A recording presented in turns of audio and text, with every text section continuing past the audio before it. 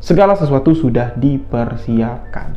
Dibawalah Rudi ini melewati semak belukar yang ada di belakang rumah si Aki juru kunci pesugihan. Nah, setelah mereka melewati semak belukar, mereka masuklah ke bibir hutan tanpa membawa penerangan. Rudi cuma mengikuti langkah kaki si Aki. Rudi tidak terlalu dapat melihat jelas kiri kanannya, yang jelas gelap, semak belukar, gelap masuk hutan, itu dapat dirasakan oleh Rudi. Fokus saja dia megang gagang dari tempat bakar apel jin tadi, terus saja ngikutin si Aki. Sedangkan si Aki, tangan kiri kanannya ini dipenuhi dengan dupa dan gaharu sambil digoyang-goyangkan seperti ini. Nah, sampai di mana? Suasana mencekam, suasana gelap, dinginnya malam ini diiringi semilir angin dengan suara-suara yang membuat bulu tengkuk merinding. Ada suara kayak desisan.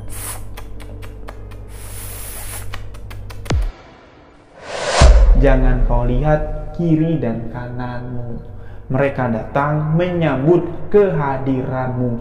Mereka suka dengan wangi yang kau gunakan, dan wangian yang kau bawa inilah yang dapat membawamu tembus masuk ke alam gaib, alam lelembut. Rudi mulai melihat ada sosok kerdil, sahabat-sahabat. Itu jalannya itu kayak bongkok kayak gini, tapi cepat sekali. Itu dia bawa karung, tapi nggak tahu ya karungnya itu isi apa. Ketika Rudi melihat, sosok itu sudah ada di sisi lain. Ketika Rudi melihat pergerakannya lagi di sisi lain, sosok itu sudah menghilang dan mendekat kepada Rudi. Tapi ketika Rudi melihat, sosok itu udah hilang lagi, muncul lagi di tempat lain.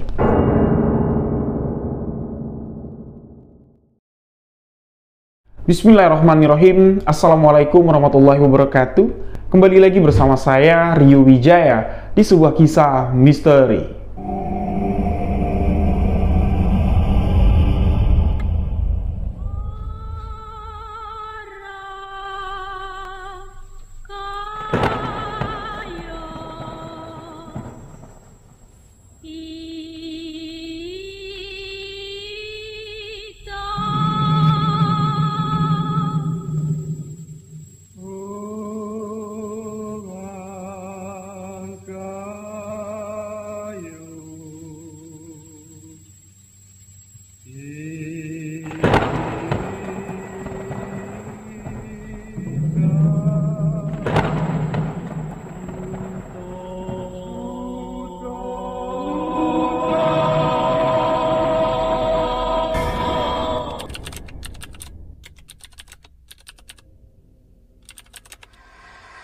Terima kasih untuk sahabat yang telah mengklik video ini. Terima kasih untuk sahabat yang telah memberikan dukungan, memberikan support agar channel ini dapat berkembang. Untuk sahabat yang baru bergabung, baru mendengarkan kisah misteri yang saya ceritakan, sahabat boleh mengklik tombol subscribe, aktifkan notifikasi loncengnya, dan jangan lupa bagikan video sebuah kisah misteri ke akun sosial media sahabat-sahabat semua.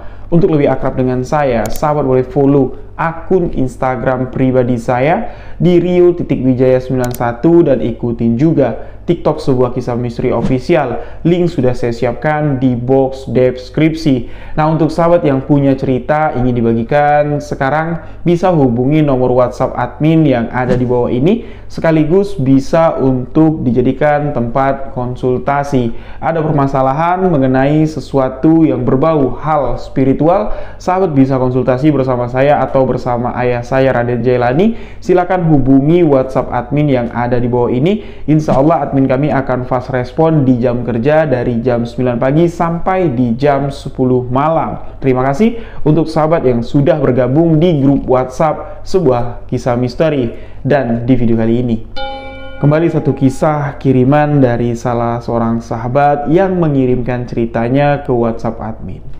Beliau ingin membagikan pengalaman pribadinya loh ini. Beliau yang mengalami peristiwa yang cukup berat dalam hidupnya. Beliau menumbalkan ibu kandungnya demi mendapatkan uang ratusan juta untuk modal nikah dalam melakukan ritual pesugihan uang bibit.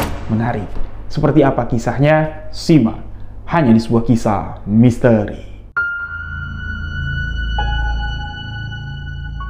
Nah, langsung saja masuk ke dalam ceritanya.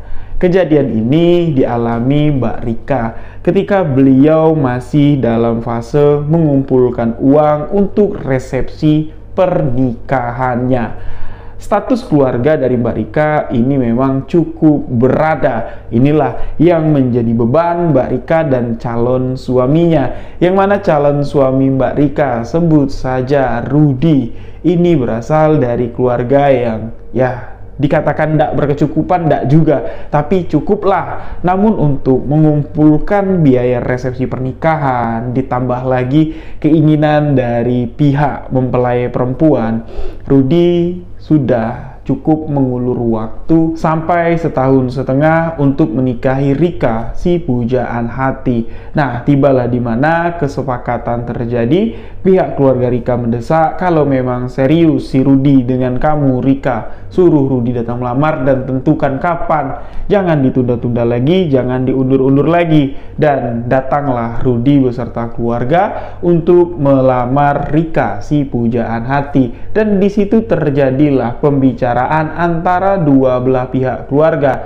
Di sini pihak Rudy mengatakan kalau keluarganya mungkin tidak bisa mengantarkan mahar atau mengadakan resepsi pernikahan yang terlalu besar. Namun di sini pihak mempelai perempuan, mereka mengajukan syarat atau uang mahar yang cukup besar pada saat itu. Mereka menginginkan resepsi pernikahan itu diadakan besar-besaran dengan minimal tamu undangan 3.000 undangan. Dikatakan di sini bahwa Rika adalah satu-satunya anak perempuan di keluarga tersebut dan anak bungsu pula. Jadi kakak-kakaknya menginginkan bapak ibu Rika, keluarga besar Rika, ingin mengadakan acara yang memang cukup spektakuler. Namun mereka tidak mau dibebani biaya tersebut dan resiko atau tanggung jawab dari Rudy yang ingin meminang anak gadis mereka lah yang harus menyediakan uang mahar atau uang untuk resepsi tersebut dengan nilai ratusan juta rupiah. Nah, Rudy tak gentar dengan permintaan tersebut karena Rudy yakin ketika ada jalan pastilah rezekinya pasti datang. Nah, Rudy pada saat itu berstatus sebagai sales penjualan dari salah satu perusahaan otomotif yang cukup besar. Dengan gaji yang didapat Rudy, dengan bonus yang didapat Rudy, ya dia sudah mengumpulkan uang pada saat itu sekitar 78 juta pada saat datang melamar Rika. Namun di sini hitung-hitung total biaya pernikahan ini mendekati angka 250 juta untuk menyelenggarakan resepsi sesuai keinginan dari keluarga Rika. Rudy minta tempo waktu 8 bulan. Kalau 8 bulan Rudy tidak sanggup mengumpulkan uang sebanyak itu, ya Rudy di sini menyerahlah dan jadi batallah acara lamaran tersebut atau bisa diadakan negosiasi lagi untuk mengurangi tamu undangan atau memperkecil resepsi tersebut. Nah, sepakat 8 bulan ke depan tanggal sudah ditentukan, bukan untuk nikah atau resepsinya ya 8 bulan ke depan, tapi ini untuk memastikan jadi ndak resepsinya dengan apa yang diinginkan oleh keluarga Rika. Lalu berjalanlah waktu. Rika selalu menyemangati Rudy. Rudy pun siang malam pontang-panting nyari nasabah, nyari orang-orang yang mau beli mobil. Namun upaya Rudy di 4 bulan awal ini belum menuai hasil dan keluarga Rudy pun mengatakan kalau memang rezekinya ndak ada, cobalah kamu temuin lagi keluarga Rika sebelum waktu 8 bulan masuk. Coba kamu ajukan berapa duit yang kamu punya sekarang, yang mana tahu diterima. Tapi yang namanya lelaki, apalagi berhadapan dengan keluarga Rika yang statusnya ya mengecilkan Rudy lah dengan nilai uang mahar yang segitu banyak dengan status pekerjaan Rudy, ini sama aja kayak ngeremehin ya, ndak mungkin lah bisa ngelamar anak kami, status kerjamu begitu. Jadi Rudy menolak usulan dari keluarganya untuk negosiasi. Nah, dengan apa yang terjadi pada 4 bulan perjuangan Rudy, tersisa waktu 4 bulan lagi, Itu Rudy baru ngantongin duit dari 78 juta, ini naiknya baru sekitar 112 juta. Jadi 112 juta duit itu sudah ada, dan waktu 4 bulan ke depan Rudy harus mencari kekurangannya kurang lebih sekitar 150 juta lagi lah untuk mengenapi jadi 250 juta. Nah, di titik inilah rasa ingin menyerah itu ada. Tapi kalau menyerah, Rudy kayaknya ya tidak sanggup lah untuk melepaskan Rika. Mereka pacaran tuh sudah lebih dari 3 tahun loh, sahabat-sahabat. Nah, Rudy pun di sini mencari berbagai cara, gimana caranya bisa untuk mendapatkan uang dalam waktu 4 bulan. Nah, alih-alih Rudy mencari jalan yang betul ya, dalam arti kata, Rudy yang memang seorang yang suka dengan cerita-cerita horor, Rudy pun banyak menonton cerita-cerita horor seperti yang disajikan di channel Rio Wijaya. Beliau pun banyak mencari informasi tentang ritual pesugihan. Sampai di mana? Di salah satu platform sosial media yang menayangkan video-video seputar misteri, Rudy di sini menemukan salah satu user atau ID atau akun yang ya istilahnya mempromosikan ritual uang bibit dan menyatakan kalau ritual uang bibit ini bukanlah ritual pesugihan yang nyala, bukan ritual pesugihan yang menumbalkan nyawa untuk mendapatkan kekayaan. Di sini tanpa sepengetahuan dari Rika, Rudy menghubungi si pemilik akun dan Rudy pun mulai chattingan. Ya, dari chattingan, Rudy telepon-teleponan untuk memastikan gimana sih cara ritual pesugihan uang bibit ini, sampai di mana beberapa persyaratan. Rudy diminta mahar, Rudy diminta membeli A, B, C sampai D. Uang 100 juta lebih yang dipegang Rudy untuk persiapan nikah ini kepake lah sahabat-sahabat, tanpa sepengetahuan Rika. Kurang lebih sekitar 20 juta duit habis, tapi hasilnya ndak ada. Nah, dengan kejadian itu Rudy kesal, mau menyalahkan siapa ndak ada yang bisa disalahkan. Mau nyalahin orang yang minta duit 20 juta sebagai mahar uang bibit, hasilnya ndak ada, ya ndak bisa juga. Ya, karena Rudy tidak ketemu langsung, itu cuman melalui telepon. Nah, dengan kejadian tersebut Rudy ini terpacu. Dia terus mencari di sosial media tentang ritual pesugihan uang bibit, sampai di mana ketika Rika melihat gerak-gerik Rudy ini agak sedikit mencurigakan, Rika pun bertanya dan barulah Rudy menceritakan. Sempat marah Rika dengan Rudy. Ya, Rika mengatakan, kamu tuh bukannya berusaha maksimal untuk mencari rezeki dengan jalan kerjaanmu sekarang, lo kok malah ngabisin duit yang sudah kamu siapkan untuk resepsi pernikahan kita. Kamu ini serius ndak mau nikah sama aku? Tapi penjelasan Rudy yang bertubi-tubi membuat akal sehat Rika di sini runtuh dan mau mengikuti saran yang diberikan oleh Rudy. Apa itu, sahabat-sahabat? Kita coba aja dulu. Kepalang basah, aku sudah ngeluarin duit 20 juta. Kita cari orang-orang yang betul, yang bisa menggandakan uang dengan uang yang kupunya sekarang. Uang persiapan untuk nikahin kamu. Nah, entah gimana lah, Rika ini manut dan dimulailah perjalanan misteri, pertualangan calon pengantin setan yang saya katakan di judul. Karena mereka sudah tidak menggunakan akal sehatnya lagi. Mereka terpancing masuk ke dalam lembah tipu-tipu ritual pesugihan.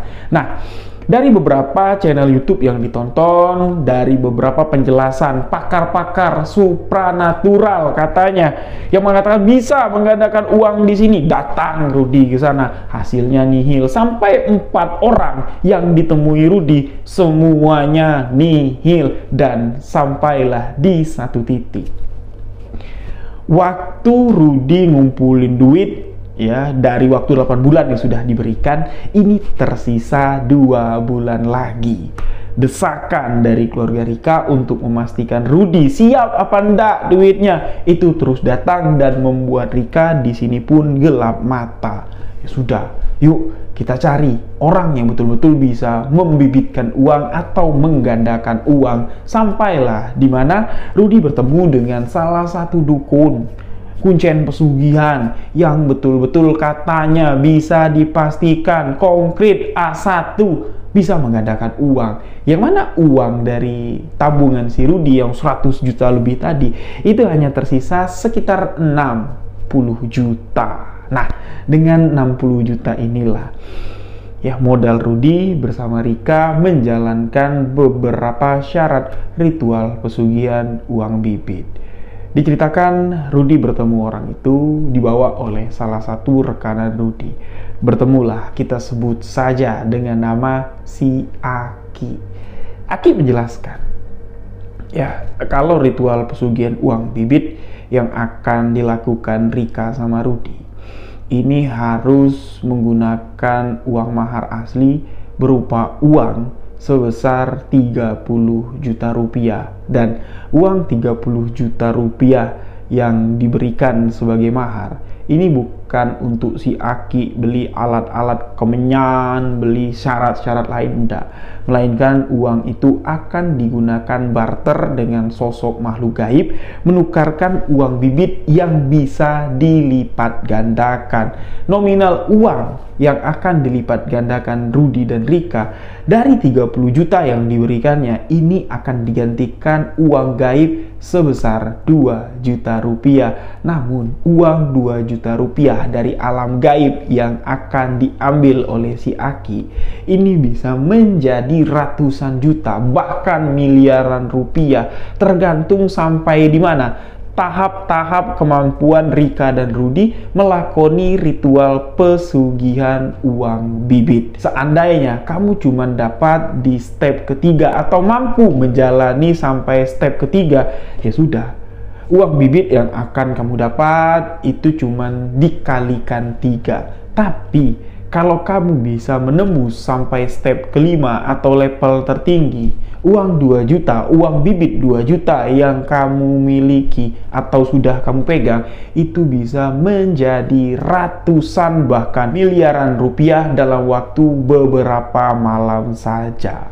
Nah, mendengar itu, Rudy dan Rika pun, mereka yang sudah gelap mata, mengiyakan apapun persyaratannya. Si Aki mulai menjelaskan apa-apa syaratnya, apa-apa ritualnya selain uang 30 juta. Ritual pertama, sepasang calon pengantin ini akan melakukan ritual sendiri-sendiri.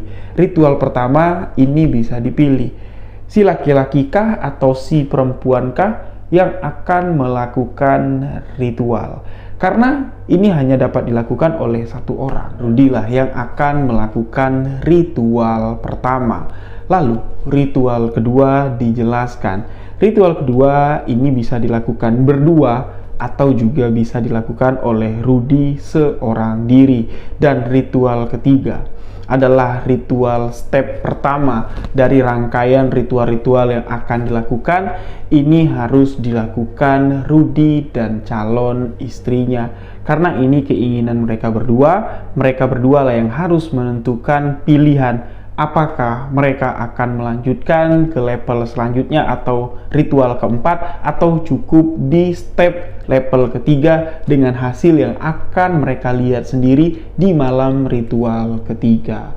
Sudah dijelaskan sampai ritual ketiga, namun ritual keempat sampai ritual puncak kelima ini belum dijelaskan, harus melewati ritual ketiga dulu. Dan mulailah si Rudy melakukan ritual pertama. Apa yang dilakukan oleh Rudy? Sebuah perjalanan.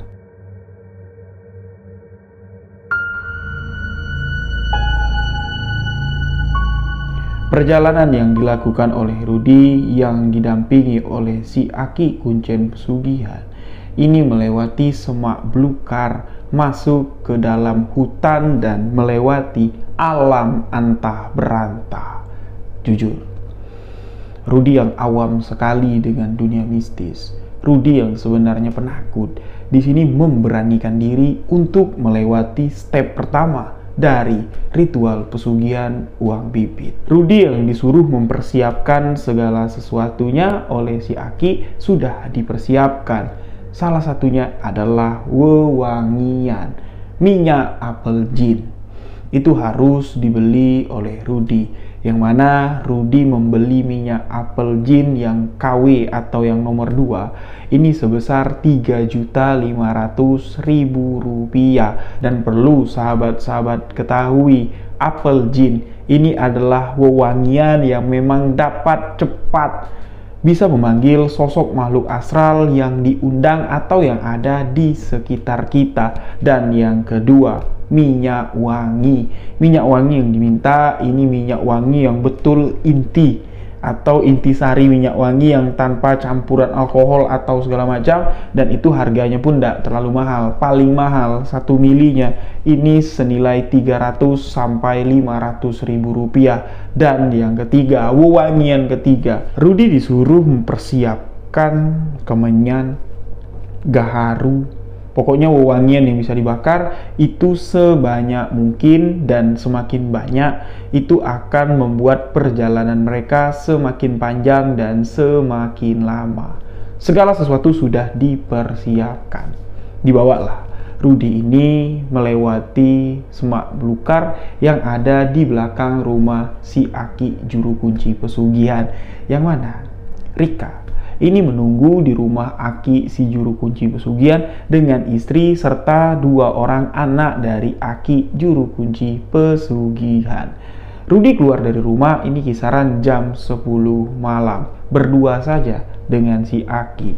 Rudy membawa satu tas ransel kecil ya, itu semuanya isinya dupa semua, yang mana apel gin itu sudah dipergunakan, minyak wangi, induk minyak wangi itu sudah dipergunakan juga oleh Rudy. Jadi minyak wangi itu dituangkan 1 mili itu mulai dari ubun-ubun Rudy, bagian wajah, seluruh bagian badan ini merata. Dan Rika mengatakan kalau Rudy itu udah kayak mandi minyak wangi, wangi sekali.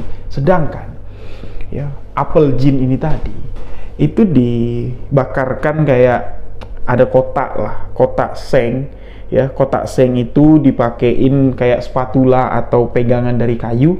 Di kotak seng itu dibakarin bara api. Nah, apel gin itu ditaruh di bara api itu dan terbakar. Jadi apel gin ini adalah kayak getah, dia itu ya, kayak getah, dan ketika dibakar itu awet sekali.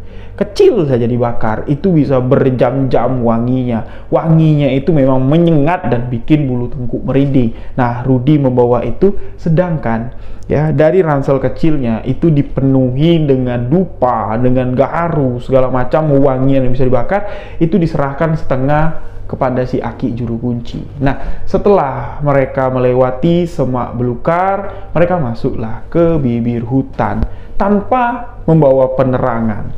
Ya, seakan-akan si Aki ini matanya itu ya bisa melihat dalam gelap malam.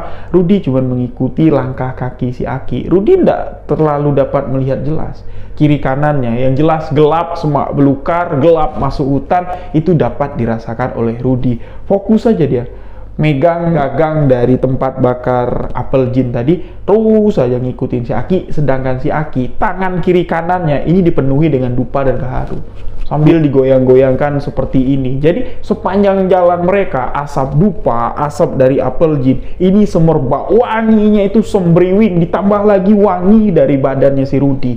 Dan disitulah Rudy merasa kalau langkah kakinya ini semakin lama kok semakin ringan. Dan apa yang ada di sekitaran Rudy yang dirasakannya, yang tadi keluar dari rumah ketemu semak belukar itu masih wajar, kakinya kena ilalang, masuk ke dalam hutan, nyandung akar pohon atau tunggul kayu masih wajar. Namun semakin dalam masuk ke dalam hutan, semakin hening.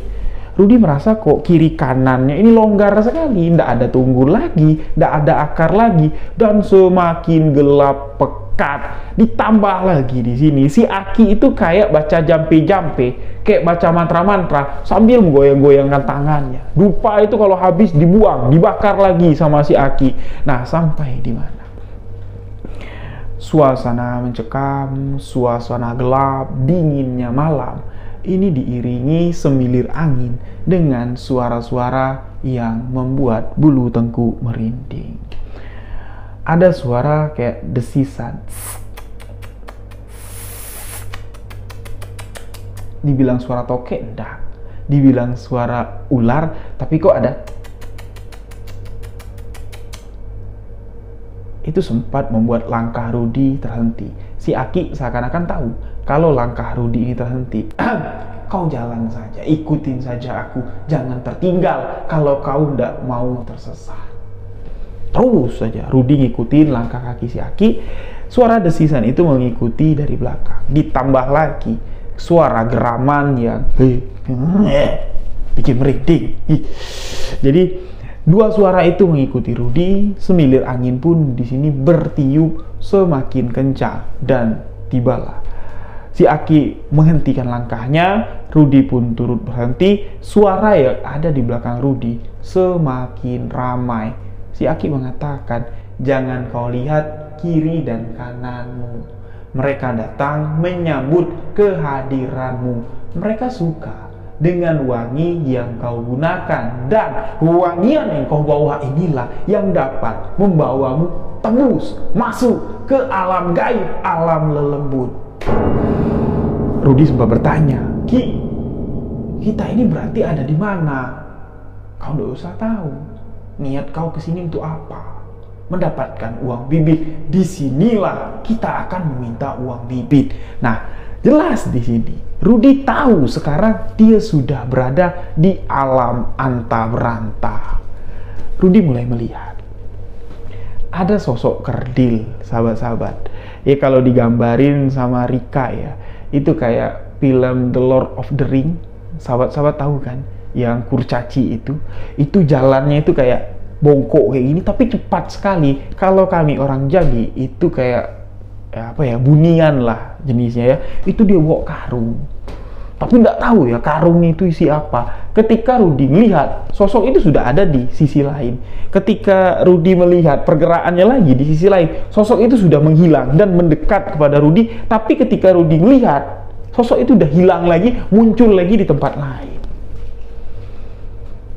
Nah, si Aki mengatakan, bagus, sosok itu sudah mulai mengenalimu. Yang kita tunggu isi dalam karungnya. Kalau dia berkenan, dia akan memberikan isi dalam karungnya. Emang apa, Ki? Isi dalam karung sosok itu? Itulah yang dinamakan uang bibit, uang dari alam gaib. Berarti apa yang harus kulakukan, Ki? Nanti. Sosok yang seperti kau lihat itu bukan cuma satu di sini. Banyak. Sosok yang kau lihat barusan itu kayaknya tidak mau memberikan apa yang kau inginkan. Kita tunggu lagi sosok yang lain datang yang serupa dengan sosok tadi. Tidak lama kemudian sosok yang dimaksud Aki datang dengan perawakan yang sama, cuman agak sedikit berbeda. Yang tadi badannya kerempeng, kayak kurus kecil, kayak tinggal tulang. Nah, yang ini bahunya agak lebar, agak membusung seperti ini, tapi perawakannya sama. Rambutnya itu tidak ada, sahabat-sahabat, botak. Kupingnya itu naik ke atas seperti ini. Matanya itu loh, matanya itu hampir sebesar muka. Ada dua bola matanya dan sorot matanya itu merah menyala. Nah, sosok yang kedua inilah ya, berjalan cepat, tes mendekati Rudy dan mulai menjilati seluruh bagian kaki dari Rudy dengan lidah yang panjang dan berlendir. Jadi Rudy pada saat itu menggunakan celana levis ya, celana jeans. Jadi minyak wangi itu ya diolesin semua ke seluruh tubuh, baik itu di betis bagian dalam maupun sampai ke celana levis. Nah, itulah celana levis Rudy itu dijilat sama sosok yang mengerikan itu sampai celana levis itu naik gitu. Dijilat sama lidahnya itu, terus dia menjilati betis sebelah kiri Rudy, lalu betis sebelah kanan Rudy juga dijilatin. Sosok itu seakan-akan menyukai Rudy dan si Aki mengatakan, kau letakkan apa yang kau pegang, bara api yang ada apel jinnya, kau duduk, setarakan tubuhmu dengan sosok tersebut dan kau minta apa yang kau inginkan. Nah, si Aki mengatakan, kau minta, ya istilah kata kayak, kawan, kasihlah aku isi dalam karungmu. Nanti kau akan kugantikan dengan ini, dengan wewangian ya yang dibawa sama Rudy, dengan dupa garu yang dibawa sama si Rudy. Tukarkan dengan apa yang kau bawa, seberapapun yang kau kasih, aku akan terima. Nah, jadi Rudy mengikuti apa yang disarankan Aki. Rudy mulai jongkok ya. Ditaruhnya bara api yang ada apel jinnya, setara lah.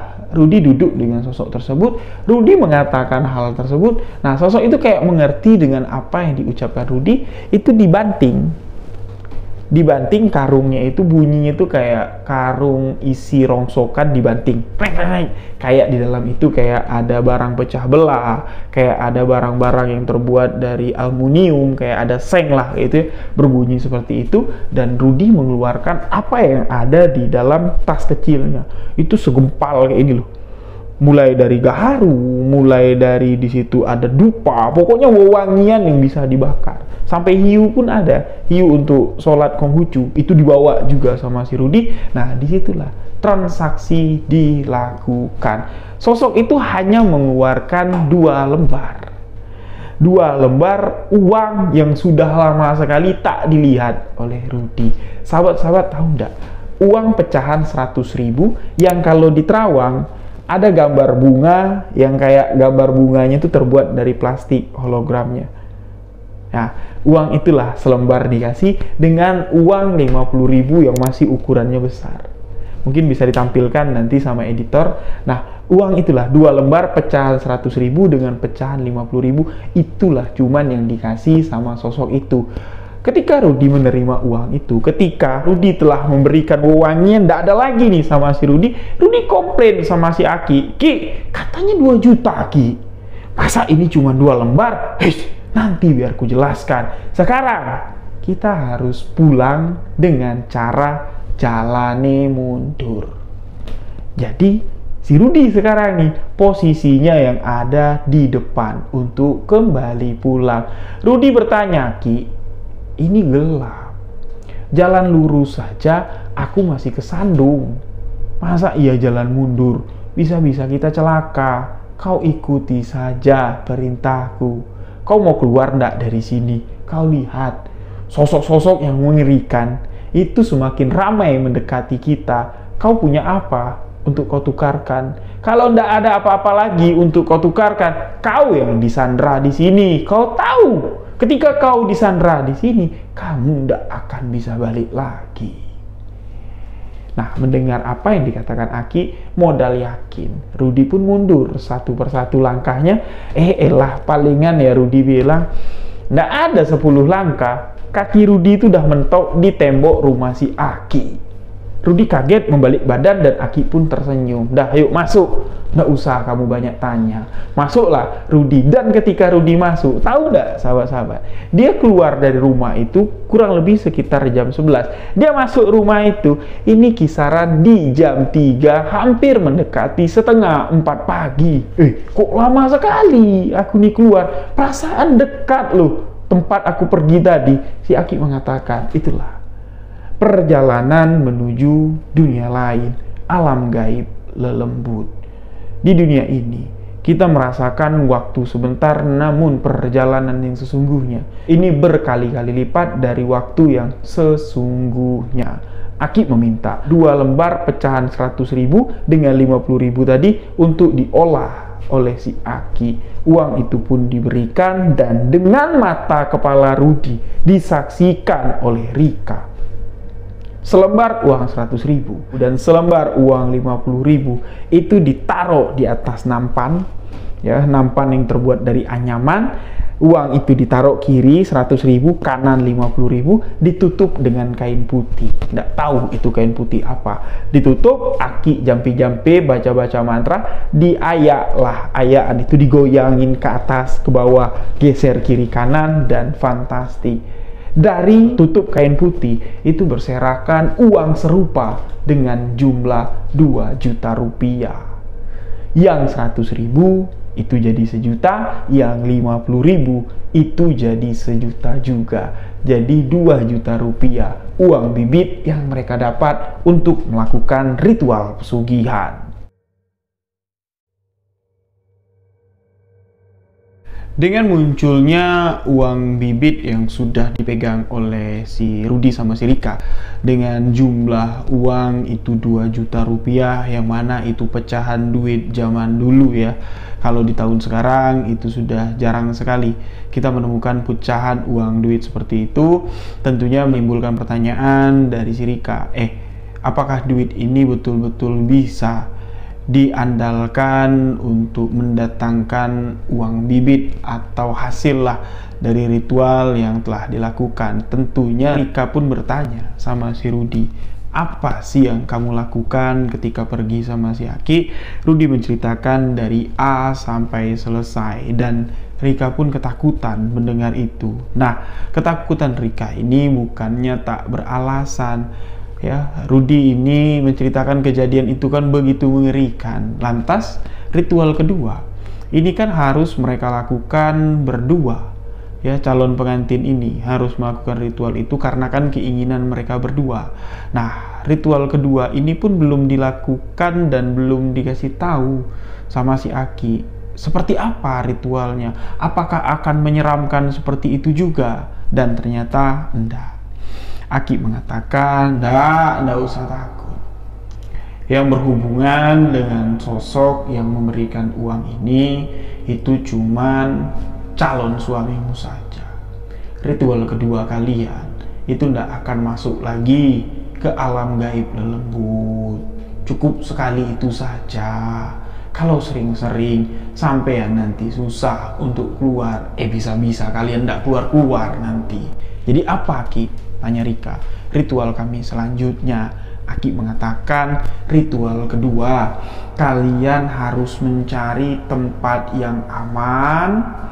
Tempat aman tersebut kalau bisa tidak terlalu jauh dari rumah kalian berdua, dan dipastikan tempat itu tanah kosong, tempat itu jarang dilalui oleh orang, dan bisa kalian menaruh sesuatu di tempat tersebut.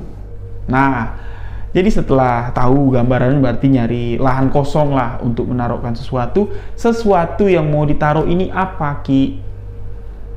Rudi bertanya seperti itu. Aki mengatakan, nanti sabar. Jadi uang ini akan kalian bawa pulang setelah kalian carikan bekas peti mati yang diambil dari dalam kubur. Papannya itu kalian bawa ke sini. Ingat, peti mati bekas, bukan peti mati baru. Gimana caranya kalian mencari itu, terserah. Pokoknya peti mati bekas dipakai orang dalam kubur, bawa ke sini. Gimana caranya terserah kalian. Itu adalah syarat ritual kedua.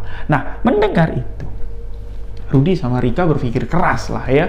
Mereka mencari gimana caranya mencari peti mati bekas. Nah, ide dari si Rudi, kenapa kita ndak menemui ya orang yang jaga makam, orang yang meninggal pakai peti mati.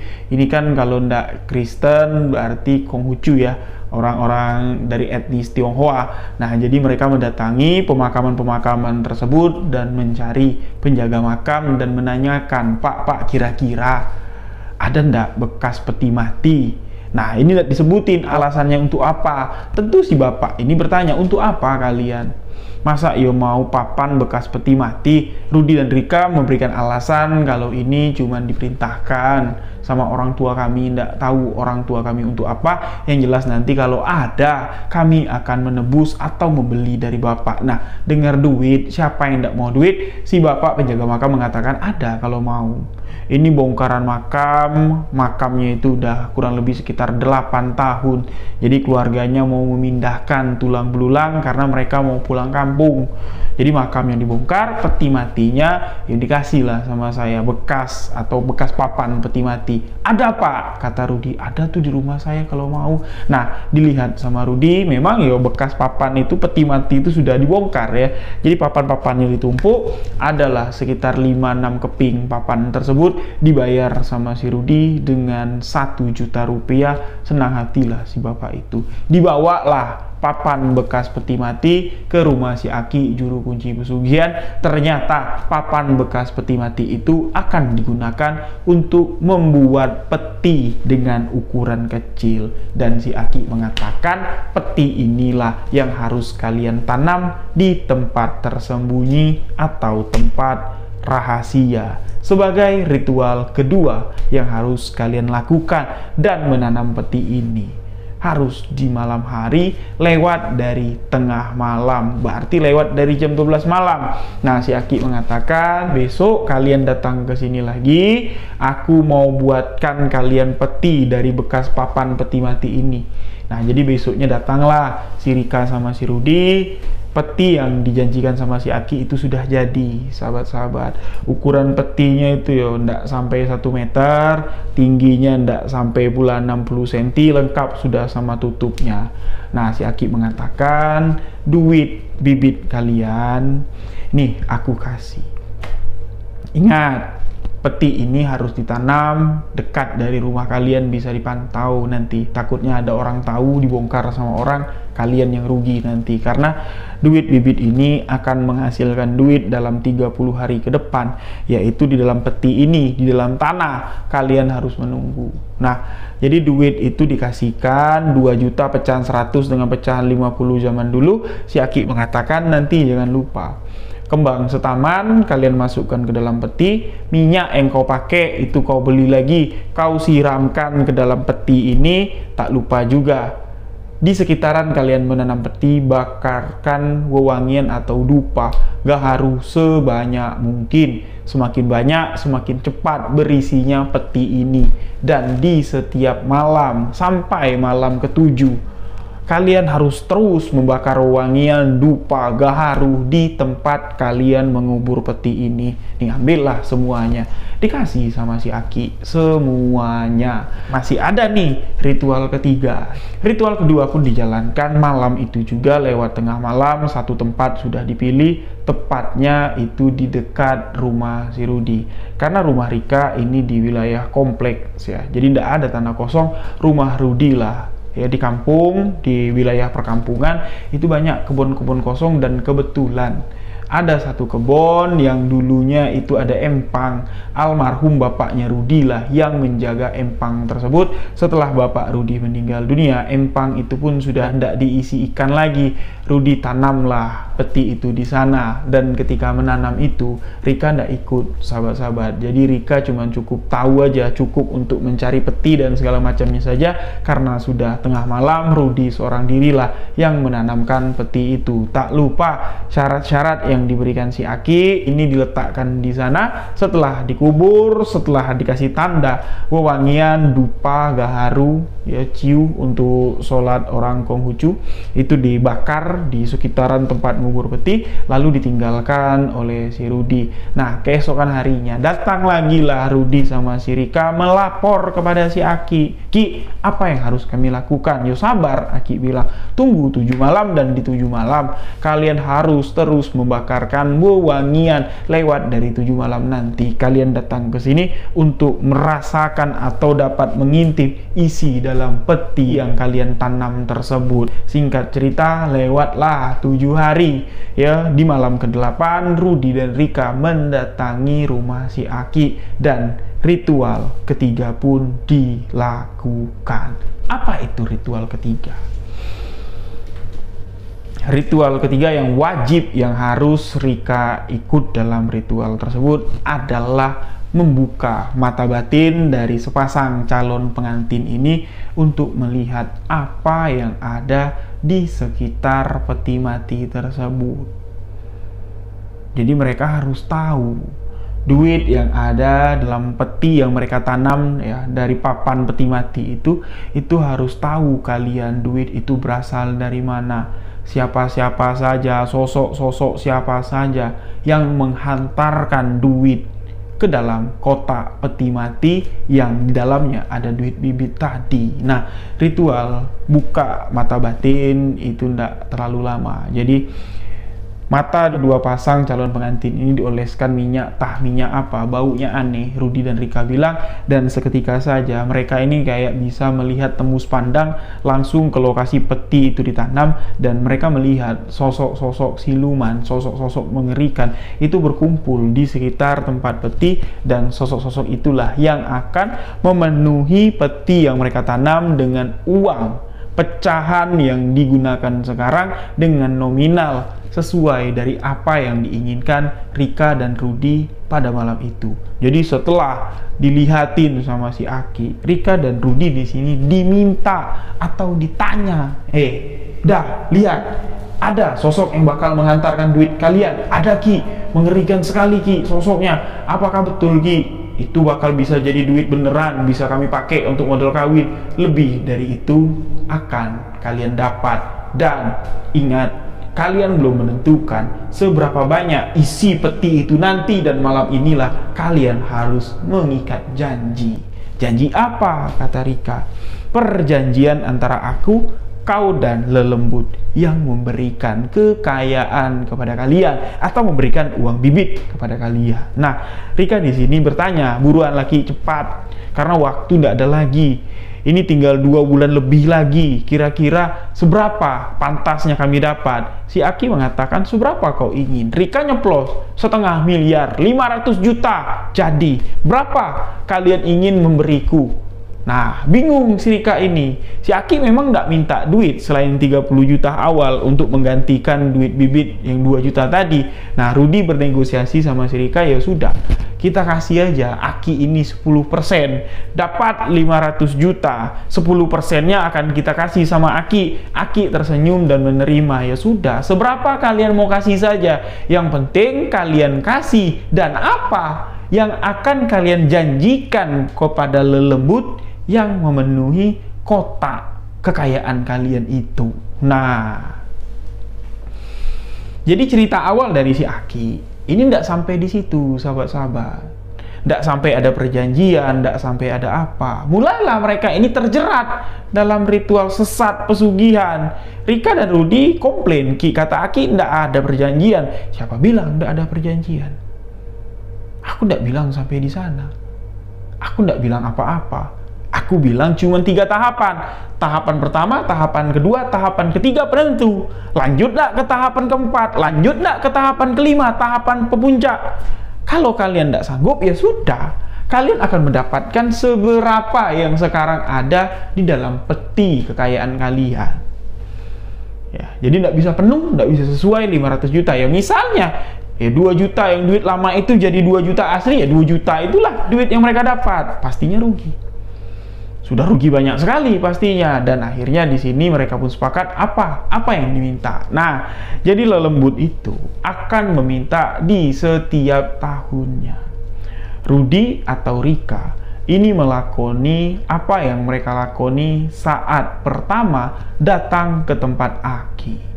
Memberikan wewangian langsung ke alam gaib lelembut, datang langsung ke sana, memberikan apa yang kalian berikan pertama kali. Rudy, kemarin apa yang kau berikan? Wewangian, kau berikan itu di setiap tahunnya.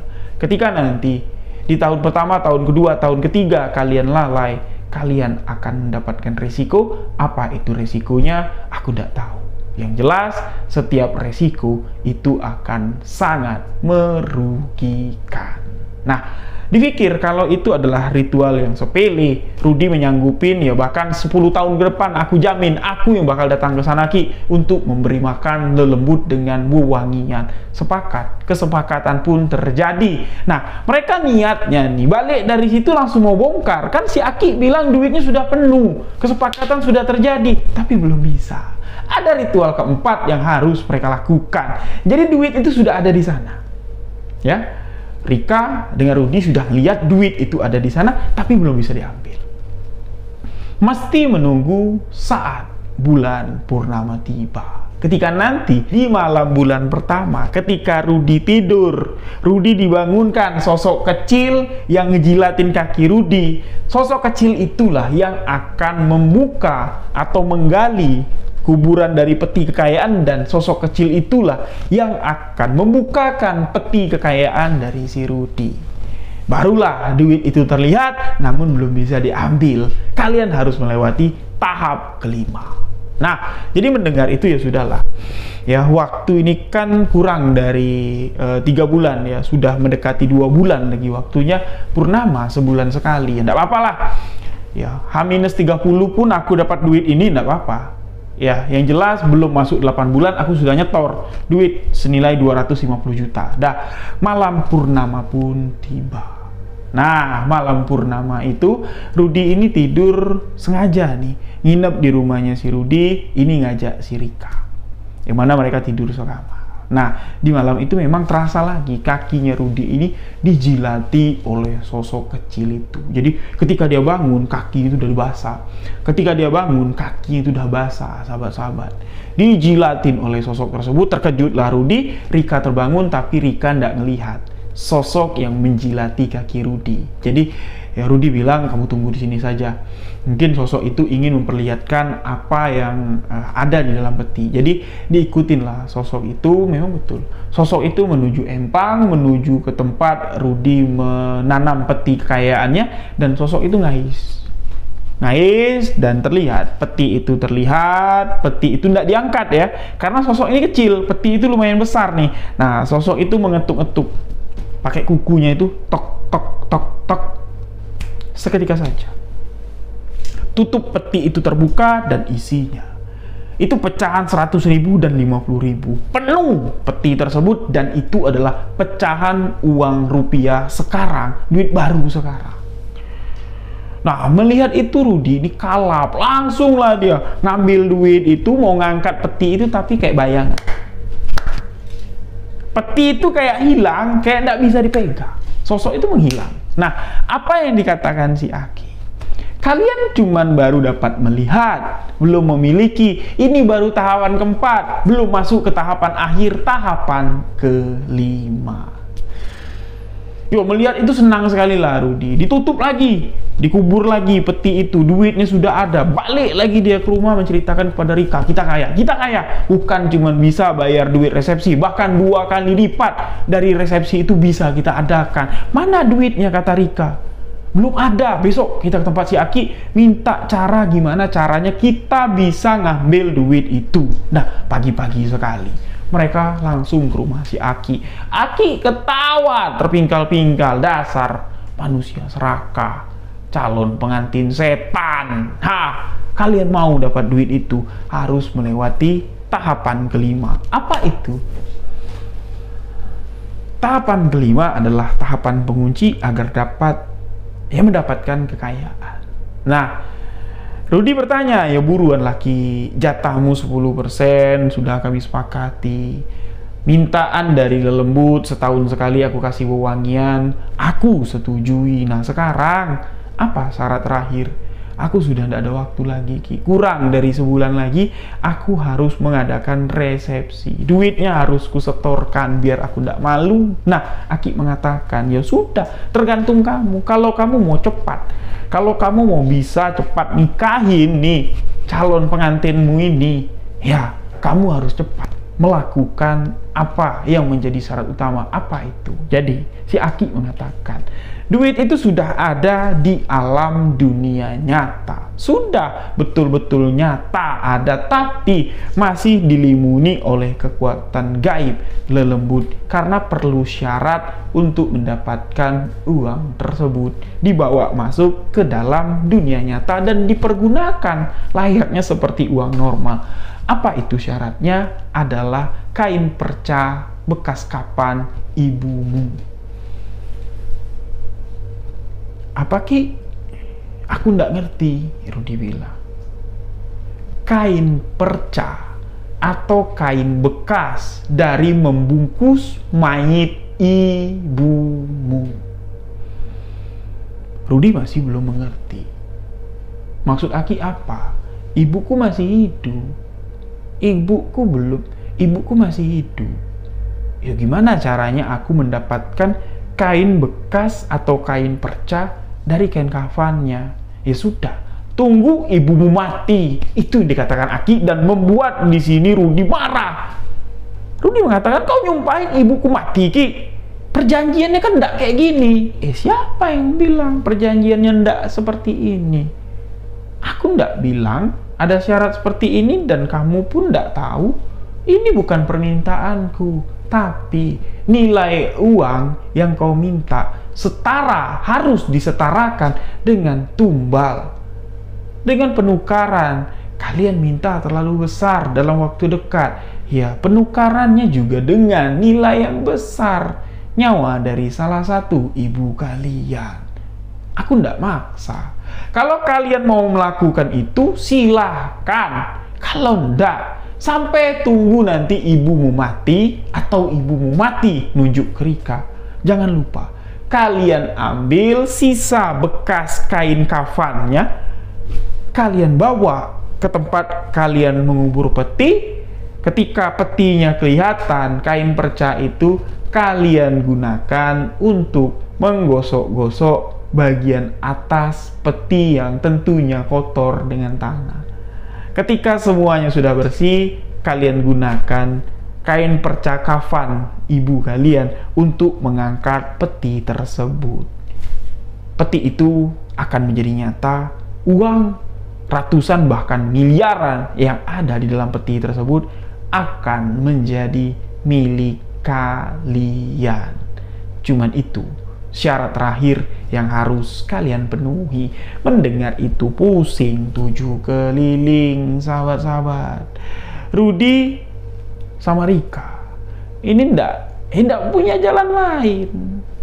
Waktu mereka ndak sampai 2 bulan lagi, sebulan kurang lebih lagi, duit 250 juta harus dapat. Lalu harus menunggu kematian ibu mereka salah satu, baru ini bisa diambil duit tersebut. Jadi Rudy sama Rika minta waktu untuk berpikir. Nah, waktu mereka berpikir, timbang sana, timbang sini, sehari, 2 hari, seminggu, hampir 2 minggu mereka berpikir, dan waktu untuk rapat kembali dari batas waktu 8 bulan yang diberikan oleh keluarganya Rika ini tinggal 2 minggu lagi, sahabat-sahabat. Rudy di sini akhirnya buta, kalap lah di sini memutuskan. Dia mengatakan kepada Rika, ya sudahlah, aku yang bertanggung jawab, biarlah ibuku yang kutumbalkan. Tapi gimana caranya? Apakah aku harus membunuh ibuku? Aku ndak tega, ndak mungkin. Tapi kalau ibuku mati mendadak nanti, ya tega ndak tega lah, ikhlas ndak ikhlas lah. Toh juga ibu sudah tua, pastinya ibu senang cepat-cepat nyusul bapak. Innalillahi wa inna ilaihi raji'un. Ternyata ada anak yang memiliki pemikiran lebih kejam dan keji dari pemikiran si maling kundang, anak durhaka. Jadi Rika yang mendengar itu tidak setuju. Mas, kau ini gila, Mas. Ibumu itu, kita menikah ini untuk menyenangkan keluarga kita, nyenangin ibu kamu, bukan buat numbalin ibu kamu. Gila kau ini. Aku tidak setuju. Lebih baik aku cari laki-laki lain, laki-laki yang tidak gila kayak kamu. Aku tidak mau. Sejak dari hari itulah, ya, Rika ini tidak mau bertemu dengan Rudy. Berkali-kali Rudy ngedatengin Rika, dan Rudy pun mengatakan kepada Rika, ya, kalau dia ini mendatangi lagi si Aki juru kunci, mengatakan, aku setuju Ki, ibuku sajalah yang kutumbalkan. Tapi gimana caranya Ki? Tidak mungkin aku bunuh ibuku. Nah, si Aki mengatakan seperti ini loh, sahabat-sahabat. Jadi kalau kau memang setuju ibumu yang kau tumbalkan, itu tidak perlu kau yang bunuh, tidak. Tinggal kau niatkan, tinggal kau bayangkan saja ibumu itu meninggal, selesai dimandikan, dikafankan, dah. Kau tunggu saja. Dalam waktu beberapa hari setelah kau yakin membayangkan itu, ibumu akan mati dengan sendirinya. Dan jangan lupa, jangan pula kau larut dalam kesedihan ketika ibumu dikafanin. Cepat kau ambil sisa potongan kain kafannya untuk mewujudkan kekayaan yang sudah kau tunggu-tunggu. Nah, tapi ini belum dapat kesepakatan dari Rika. Jadi dia belum mengiyakan syarat terakhir dari si Aki. Dia nggak ngebayangin apa-apa. Dia kembali mendatangi Rika. Dan apa yang terjadi loh, sahabat-sahabat? Rika yang berhari-hari tidak mau menemui Rudy, waktunya ini tinggal beberapa hari lagi. Rika mengalami gangguan kejiwaan. Teriak-teriak dia di kamar, minta tolong, seakan-akan dia melihat sosok yang mengerikan dan menakutkan.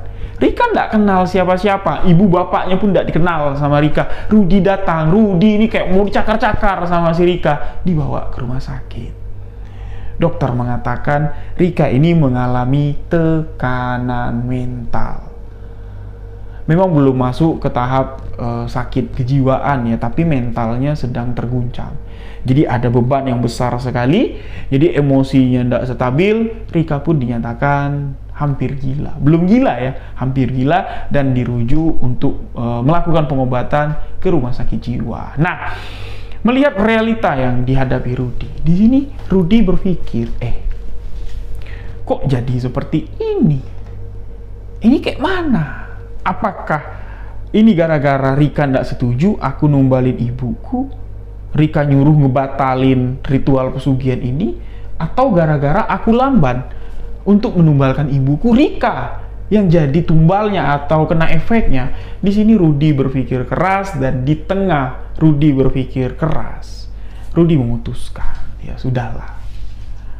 Dengan kondisi seperti ini, kalau aku tumbalkan ibuku, dengan kondisi Rika yang seperti ini, apakah menjamin ibuku kutumbalkan, duit itu pasti kudapatkan, Rika kembali sembuh? Jadi Rudy berpikir, dia di sini menghilangkan segala sesuatu pikiran negatif dalam dirinya dengan apa yang telah dilakukannya. Dia juga menghilangkan nafsu duniawinya, masa bodoh lah aku, pokoknya setelah masalah ini aku mau menghilang, malu aku. Jangankan dengan Rika, dengan Tuhan, dengan dunia ini aku malu. Karena perbuatan keji hampir saja dilakukan oleh Rudy. Jadi dia memutuskan untuk tidak numbalin ibunya, berusaha gimana caranya mengobatin si Rika. Nah, dalam waktu yang tidak sampai 2 minggu lagi ini loh sahabat, di tengah depresinya si Rika ini, Rudy dipanggil. Rudy dipanggil dan Rudy ditanya kesiapannya kayak mana. Duitnya udah siap belum? Atau jangan-jangan kau belum ada duit sama sekali, kau ngadu sama Rika, kau minta bantuan sama si Rika sampai Rika depresi seperti ini. Kenapa? Kenapa kau bebani ke anak kami? Kalau memang kau tidak sanggup, kenapa kau tidak datang sama aku? Kata bapaknya Rika. Kenapa kau tidak datang? Ngomong sama kami. Seberapa ada duit kau nak? Seberapa mampunya kamu? Setidaknya kamu laporkan untuk sama-sama kita cari solusinya. Kami hanya meminta segitu, tidak mematokkan, mematikan harga. Tidak, kami cuma menguji seberapa seriusnya kau memperjuangkan pernikahan ini. Kalau kayak gini, kayak mana lagi? Kata bapaknya si Rika. Rudy jujur mengatakan dia punya duit 100 juta lebih kemarin, tapi lantaran ya modal A, modal B, modal C, dia tidak bilang ikut pesugihan ya. Jadi ya modalnya itu habis tidak karuan, dilarikan orang, apa segala macam. Sekarang kalau duit dia tidak punya, sama sekali tidak punya. Jangankan untuk 250 juta, mungkin kalau untuk ngadain resepsi ala kadarnya, itu pun aku tidak punya. Jadi pasrah. Tujuan Rudy cuma satu, kesembuhan Rika. Dan setelah Rika sembuh, kalau keluarganya tidak mengizinkan sama Rika menikah dengan Rudy, ya sudah, dia akan lari keluar dari kehidupan Rika. Apa yang terjadi sahabat-sahabat? Allah memberikan kayak surprise, kayak pemikiran Rudy dan Rika yang kalap, yang bodoh, yang terburu-buru, itu cuman sekedar ketakutan mereka saja dalam menghadapi masalah ini. Apa? Tahu nggak apa? Keluarga Rika mengatakan, ya sudah nak, sembuh Rika nanti, nggak usah pakai modal kau. Bapak nikahkan kau dengan anakku Rika tanpa resepsi. Sembuh anakku, aku nikahkan dengan kau. Nazar kami, cukup sudah kau tunjukkan perjuanganmu, ketulusanmu untuk menjadi imam bagi anak perempuan kami satu-satunya. Dan ucapan dari Bapak Rika seakan-akan menjadi obat untuk kesembuhan anaknya. Beberapa hari saja Rika ini bolak-balik rumah sakit jiwa, obat dimakan, kesadaran Rika pun mulai masuk lagi, kesadarannya pun mulai pulih lagi. Tahu ibu bapak ndak ngamuk-ngamuk lagi, ketemu Rudy ndak marah-marah lagi. Alhasil Rika pun sembuh sesuai dengan nazar bapaknya Rika. Rika dinikahkan dengan Rudy tanpa sepeser pun Rudy mengeluarkan duit, karena duit Rudy sudah habis untuk modal pesugihan. Hampir saja Ibu Rudi dijadikan tumbal. Nah, gimana cerita peti itu sampai hari ini? Peti itu diharamkan Rudi untuk dibukanya. Jangankan semiliar, 1 triliun pun duit dalam peti itu tidak pernah akan aku ingat, tidak pernah lagi akan dibongkar sama si Rudi. Alhasil apa, sahabat-sahabat? Empang itu kan punya orang, cuman dekat rumah Rudi saja. Jadi ya, setelah bapaknya Rudi meninggal, empang itu tidak ada yang jaga. Nah, setelah beberapa tahun, empang itu tidak ada yang jaga. Setelah Rudi nikah nih dengan si Rika, anak dari pemilik empang ini mau bikin empang itu jadi besar, jadi kolam pemancingan. Otomatis di sini ya banyak lahan lah yang dikeruk. Nah, tempat Rudi nanam kotak itu dikeruk sama eskavator, tapi kotaknya tidak ada, raib, hilang begitu saja. Rudi melihat ketika pelebaran kolam itu, dia deg-deg ketemu ndak ya kotak itu, ketemu ndak duit yang ada dalam kotak itu. Karena Rudi masih ya berpikir kalau duitnya ada, walaupun berapa, tapi duit bibit, duit 100.000 dengan 50.000 lama itu kan masih ada di sana. Tahu ndak? Eskavator itu kan kalau bikin kolam kan diacak-acak ya, tanah itu. Ndak ada. Kotak itu hilang raib begitu saja. Nah, jadi ya dengan kejadian itu Rudi yakin kalau semua itu hanyalah tipu daya dari setan ya. Jadi dia berpikir gini, ya alhamdulillah lah dengan Rika mengalami depresi seperti itu, ya Rudi berpikir jernih. Dia minta maaf sama ibunya, tapi tidak diceritain ya maaf untuk apa. Ya tidak mungkin lah diceritain mau numbalin ibunya, matilah Rudi sama keluarganya dikebuin ya. Jadi itu hanyalah rahasia Rudi. Nama Rudi dan Rika di sini disamarkan karena takut nanti tidak mau ada orang yang mengetahui identitas asli dari pasangan pengantin ini. Pasangan pengantin setan kalau saya katakan, kalau mereka sempat menikah dengan uang hasil pesugihan uang bibit. Nah, jadi demikianlah kisah menarik ritual perjalanan seseorang mencari ritual pesugihan uang bibit demi modal nikah.